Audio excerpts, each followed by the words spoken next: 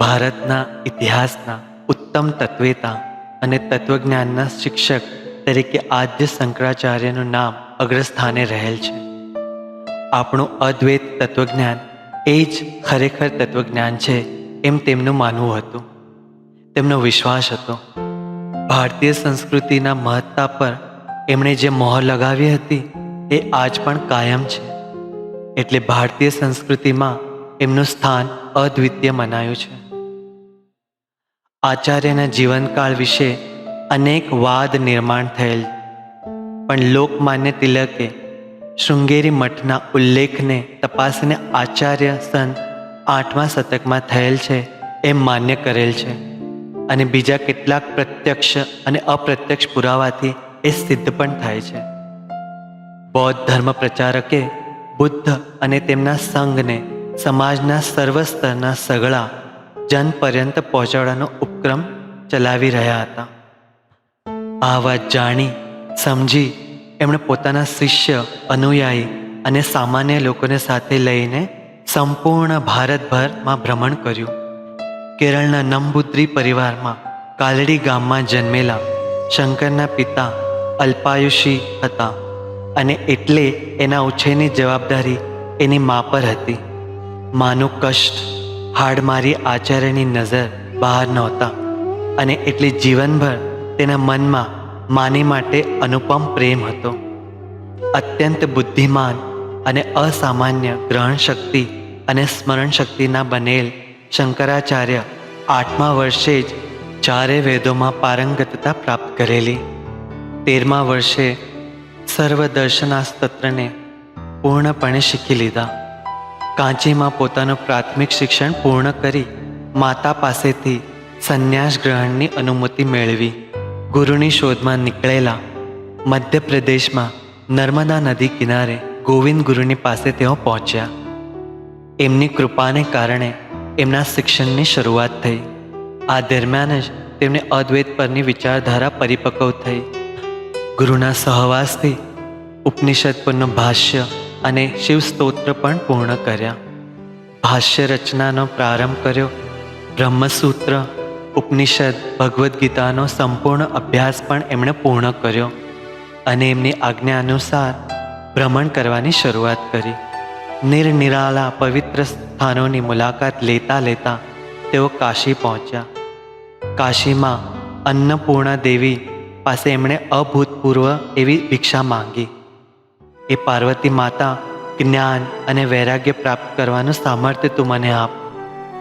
કાશીમાં હતા ત્યારે એક વિલક્ષણ પ્રસંગ ઘટ્યો. પ્રભાતના સમયે પ્રાતઃ સ્નાન કરવા માટે નદી તરફ જઈ રહ્યા હતા ત્યારે એક હીન જાતિની એક વ્યક્તિ મળી. શંકરે બૂમો પાડીને તેને કહ્યું, અરે તું દૂર હટ, તું અસ્પૃશ્ય છે, મને સ્પર્શ કરતો નહીં, અડકતો નહીં.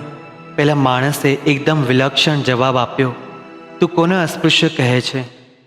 આ શરીરને કે મારા રહેલા આત્માને? આપણા બંનેનું શરીર એક જ પ્રકારની માટીમાંથી નિર્માણ થયેલ છે અને એમાં રહેલ આત્મા પણ કશાથી પણ દૂષિત, અપવિત્ર થતો નથી. અને જે આત્મા સર્વવ્યાપી છે તે એકબીજાથી કેવી રીતે અંતરમાં રાખી શકે, દૂર રહી શકે? એટલે આપણામાં કોઈ ફેરફાર નથી. શંકરે આ ઉત્તર પર ક્ષણ માત્ર વિચાર કર્યો અને પોતાના સર્વ અહંકારને ઓગાળી એ વ્યક્તિના ચરણમાં લેટી પડ્યા. જેણે વેદાંતના તત્વજ્ઞાનને આટલી સહજ, સરળ ભાષામાં પ્રભાવીપણે કહ્યું એ કોઈ સર્વસામાન્ય મનુષ્ય હોઈ શકે નહીં. આમ વિચારતા એને પ્રત્યક્ષ ઈશ્વરના અંશ માનીને એમને નમસ્કાર કર્યા. પ્રત્યેક મનુષ્યમાં એક જ બ્રહ્મ તત્વ છે. એ વિચારધારાનો આજ પણ ભારતીય માનસ પર પ્રભાવ છે. મંડન મિશ્ર મગધ પ્રાંતની ઉત્તરમાં આવેલી મહિષ્મતી નગરીમાં વસતા હતા.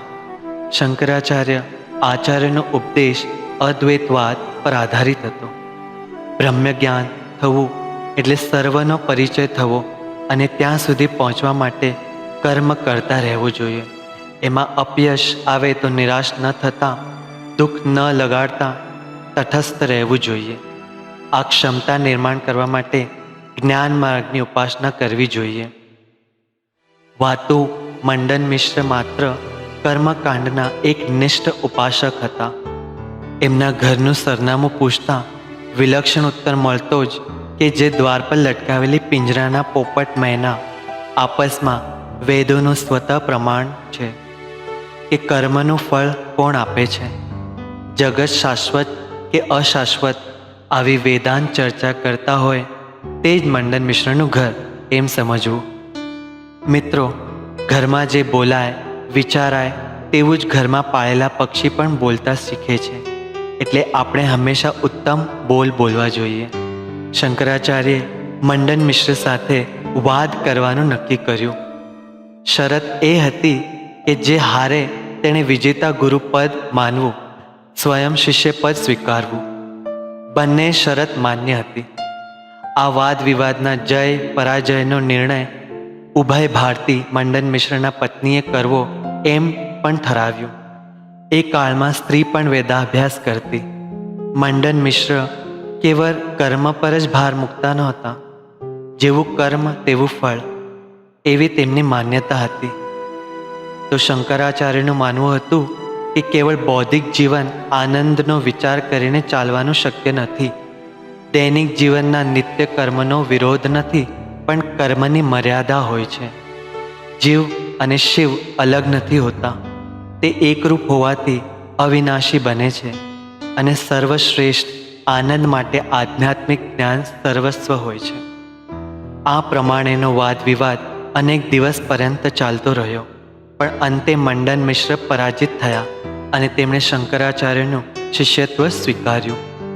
બૌદ્ધિક વાદ વિવાદની સાથે તેમણે અનેક દેવી દેવતાઓની સ્તુતિ રચી, મંદિરોનો જીર્ણોદ્ધ કર્યો. એ શિષ્યે એકવાર પૂછ્યું, આચાર્ય, મૂર્તિની પૂજા કરવી એટલે હું અને મૂર્તિરૂપ ઈશ્વર એ બંને ભિન્ન છે, એવો એનો અર્થ નથી થતો?